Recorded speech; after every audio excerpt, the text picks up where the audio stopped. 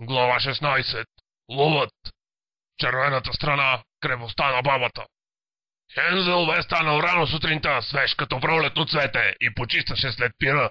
Останалите бяха заспали направо на масите, нямаха сили дори да стигнат до леглата. Гретел отвори караясалите си очи и попита. Колко е часът? Около 8. Потяло ли те? Преди 2 часа свършихме пира. Как е възможно вече да си станал и да чистиш?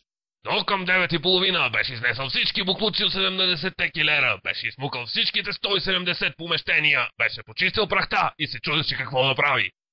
Изнесе всичките 400 килима и черги и започна да ги тупа. До към 10:30 приключи и с това начинание и се зае да простира прането. Червената шапчица стоеше на балкона. Какво правиш? Пролетно почистване. През август. Какво да се прави? Липсва ми екшена, мисията. Не се тревожи, няма да е задълго. Имам нещо предвид.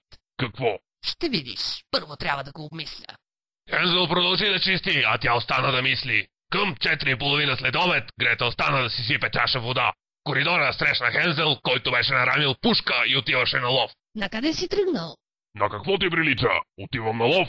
Стана в 7:30 сутринта, изчисти цялата крепост и още имаш сили за лов? Как е възможно това? Някои въпроси просто остават без отговор, сестрице. Между другото, баронът станал ли е? Мисля, че не. Добре тогава, ще се видим после. Отвърна Хензел и отиде да търси баронът. Когато го намери, той още спеше. Събуди го и му предложи да дойде на лов. Той веднага скочи на крака, взе си пушката и двамата тръгнаха. Какво ще ловим? Диви прасета. Отлично, тъкмо по моята специалност.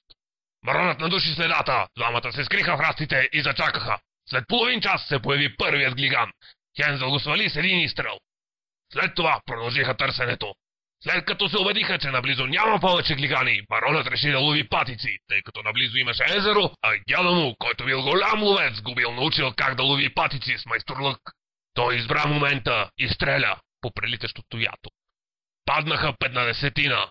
Страхотен изстрел, похвали Хензел. Благодаря, отвърна баронът. Събра патиците, завърза ги на едно въже и ги окачи на врата си.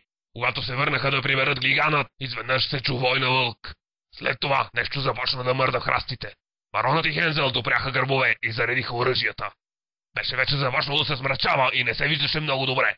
Храстите мърдаха, сякаш стотина вълка бяха залегнали в тях. Баронът каза: ами сега, с тези ловни карабини няма да убием и 50. Положението утихна. Не се чуваше нито звук. Наблюдават ни, каза Хензел. Сигурно са поне 150, добави баронът. Хензел му направи знак да изпрати съобщение по радиото. По дяволите! Не работи! Сигурно ни заглушават! Хубаво се наредихме. Изведнъж нещо в храстите рязко мръдна. Двамата насочиха оръжията натам. Пръстите бяха на спусъците. Изведнъж от храстите изкочи зайченцето бяло. Баронът натисна механично спусъка и го разпори като парцал. Хилядите съшми го превърнаха в кървава каша. От храстите изкочи една сърничка и започна да се вайка. О, ужас, ужас! Убихте най-добрият ми приятел! Ужас, ужас!